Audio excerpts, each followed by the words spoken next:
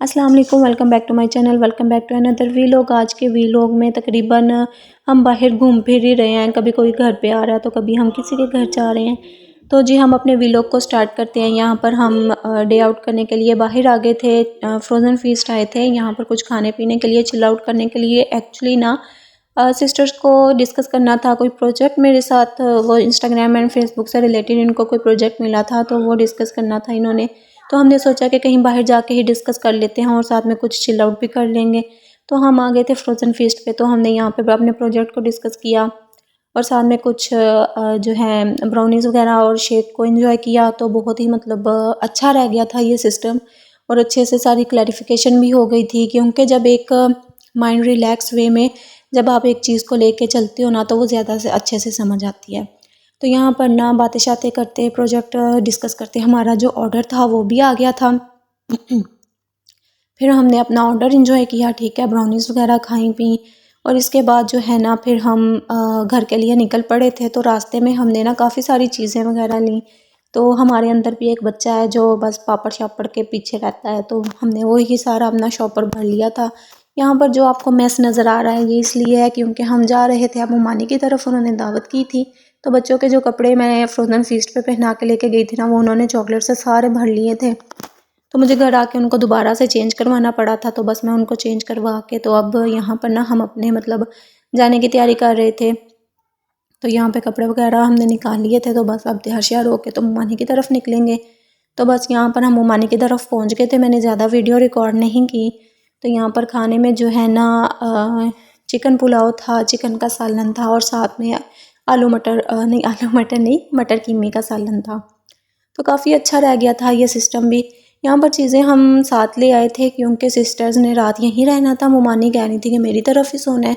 तो मुझे भी इनवाइट था लेकिन मेरा मुश्किल था क्योंकि मैंने मामा पापा की दावत की हुई थी, इन्होंने निकलना था वापसी। तो मैं कह रही थी कि इससे पहले मेरी तरफ भी चक्कर लगाना है।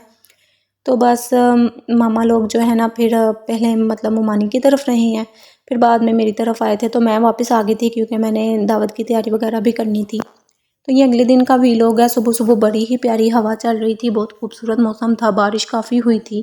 तो यहाँ पर ना मैं तैयारी करने के लिए उठी थी कि चलो थोड़ा बहुत ना खाने वगैरह की प्रिपरेशन कर ली जाए। बच्चे सो रहे थे तो मैंने सोचा कि आसानी से काम हो जाएगा।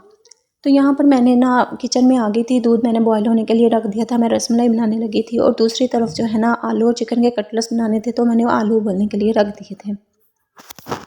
इसके अलावा जो है दूध में चीनी डाल के मैंने फिर दूध को बॉयल आने के लिए छोड़ दिया था।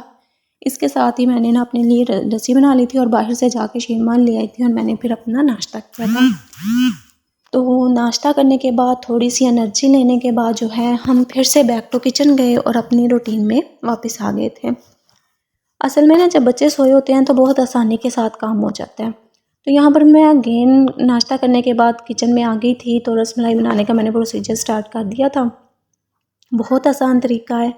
लजीज़ा रसमलाई ली थी मैंने सिंपल। जो लोग नया मतलब कुकिंग स्टार्ट कर रहे हैं उन्होंने रसमलाई ट्राई करनी है तो लजीज़ा की रसमलाई से ट्राई करें, बहुत ही बेस्ट बनती है और आसानी से बन जाती है। इसके ऊपर सारा प्रोसीजर लिखा हुआ है, आप वो पढ़ के तो बना सकते हैं। इसके अलावा जो है यहाँ पर मैं आपको लाइव भी दिखा देती हूँ कि किस किस तरह से आपने कौन कौन सी चीज़ें ऐड करनी है। तो यहाँ पर सबसे पहले हमने अपने पैकेट को ओपन कर लिया। इसमें सारा मिक्सचर होता है, ठीक है, आपको अलहदा से मिक्सचर तैयार करने की ज़रूरत नहीं पड़ती। तो बस आपने ये पैकेट ओपन करना है। तो इसके अंदर फिर आपने एक अदद जो है अंडा ले लेना, उसको अच्छे से बीटअप करके तो इसके ना 2 से 3 चम्मच या 3 से 4 चम्मच ऐड कर देने हैं, ठीक है। पहले 3 चम्मच ऐड करके देख लें।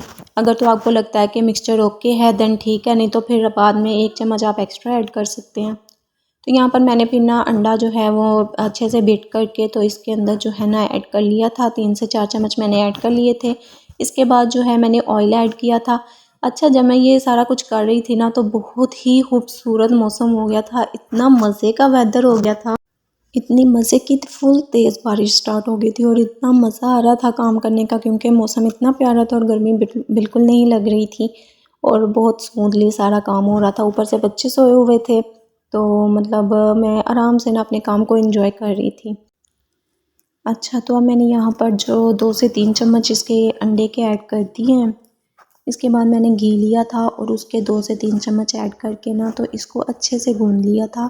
इसको जब आप गूँदेंगे ना तो आस्ता आस्ता जब ये मतलब एक टेक्सचर की फॉर्म में आना स्टार्ट हो जाएगा ना, तो ये घी छोड़ना स्टार्ट कर देगा और ये प्रॉपर वे में घी छोड़ छोड़ के इतना स्मूद हो जाएगा कि आपको खुद ही पता चल जाएगा कि सारा घी उसके ऊपर आ जाएगा और ये जो मिक्सचर है ना ये एकदम से चमकने लग जाएगा और बहुत सॉफ्ट सा मिक्सचर रेडी हो जाएगा। उससे आपको अंदाज़ा हो जाएगा कि आप बिल्कुल जो मिक्सचर है ना वो रेडी हो चुका है। अब इसके बॉल्स वगैरह बनाने के लिए ये रेडी है। तो यहाँ पर मैंने इसको अच्छे से गूँध लिया था। आप देख सकते हैं कि मेरे हाथों पे कैसे ऑयल लगा हुआ है और मतलब कि ये हमारी डो रेडी होना स्टार्ट हो गई है। तो यहाँ पर मैंने फिर ना इसके बॉल्स वगैरह इसको अच्छे से गूँध के इसके बॉल्स वगैरह बना लिए थे। जब तक कि मैं ये बॉल्स बना रही थी ना तो जो एक्स्ट्रा बर्तन वगैरह इकट्ठे हो गए थे ना इस दौरान, तो वो मैंने ना साथ साथ वॉश कर लिए थे कि क्योंकि इसको बना के थोड़ी देर के लिए छोड़ना था ताकि ये सेट वेट हो जाते। तो तब तक मैंने अपने जो बर्तन थे वो वॉश कर लिए थे। इसके बाद मैंने चावल खीर बनानी थी, पेशावरी खीर ट्राई कर रही थी आज मैं। तो यहाँ पर मैंने ना चावल निकाल लिए थे और इनको भिगो दिया था। तो दूसरी तरफ जो है वो बॉल सेट हो गए थे। फिर मैंने इन बॉल्स को लिया और दूध के अंदर डाल दिया था और दूध को ना अच्छे से तेज़ आंच पे ना बॉयल 3 से 4 बॉयल आने तक अच्छे से पका लिया था। अगर इसको हम हल्की आंच पर पकाएंगे ना तो ये बॉल जो है या तो कच्चे रह जाएंगे, वैसे ज़्यादातर कच्चे ही रह जाते हैं और टूटने का भी डर होता है। और चम्मच बिल्कुल नहीं चलाना, चम्मच चलाने से तो ये बिल्कुल ही टूट जाएंगे बॉल। तो इसको ना फुल तेज़ आंच पे पका लेना है 3 से 4 बॉयल आने तक, ताकि अच्छे से ही अंदर से पक जाए और चम्मच बिल्कुल नहीं चलाना। तो यहाँ पर मैंने इसको 3 से 4 बॉयल आने तक अच्छे तरह से पका लिया। जब ये पक गया तो मैंने लो टू मीडियम आंच इसकी कर दी थी और फिर इसको पकने के लिए छोड़ दिया था। जब 3 से 4 बॉयल आ जाए ना तो आप इसको हल्की आंच पे रख के बाकी के अपने काम कर सकते हैं। फिर जब ये आपको लगे कि हल्की सी थिक हो गई है तो आप इसको डिश आउट कर सकते हैं। तो यहाँ पर जो है ना मैं इसको अच्छे से पकने के लिए छोड़ दिया है। अच्छा, यहाँ पर जो मैंने नात पढ़ी थी ना वो मैंने पढ़ी थी अपने पापा की फरमाइश पे। पापा ने कहा था कि चलो, शादी से पहले नात वगैरह पढ़ती होती थी ना मैं, तो पापा कह रहे थे कि काफ़ी देर हो गई है नात नहीं सुनी, तो चलो नात वगैरह का सिलसिला हो जाए, तो फिर मैंने नात सुनाई थी। तो वो मैं लास्ट पे ऐड करूँगी, आप ज़रूर सुनिएगा। तो यहाँ पर हमारी जो रसमलाई है वो पक रही है। जैसे ये पक जाएगी तो फिर हम इसको डिश आउट कर लेंगे। दूसरी तरफ जो है ना मैं अपना आलू और चिकन का जो कटलेट्स बनाने का मेज़ा है वो तैयार कर लेती हूँ। यहाँ पर मैं आलू को और चिकन को एक ही साथ मैश कर रही थी। ये बहुत ही अच्छा वे है कि आप इस तरह से इनको मैश कर सकते हैं। ऐसे ना हाथ बिल्कुल भी गंदे नहीं होते, बार बार आपको वॉश भी नहीं करने पड़ते, तो ये बहुत अच्छा वे है।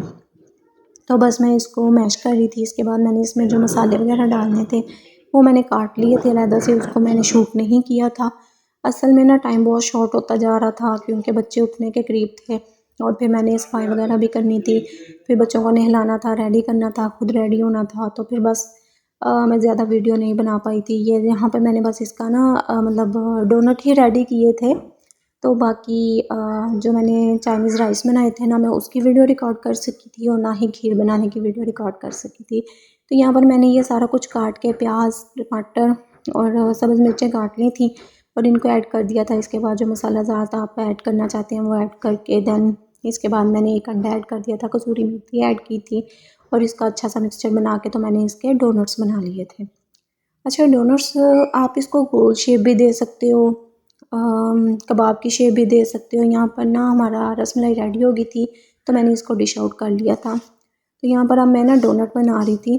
तो डोनट बनाने के लिए मैंने जस्ट एक बॉटल जो होती है ना प्लास्टिक की उसका ढक्कन लिया था और इसको राउंड बना के ना तो जो ढक्कन है उसको दरमियान में से गुजार दिया था, तो वो जो अंदर का मेज़ा था वो निकल गया था, तो वो एक होल की शक्ल में आ गया था और प्रॉपर डोनट की फॉर्म बन गई थी।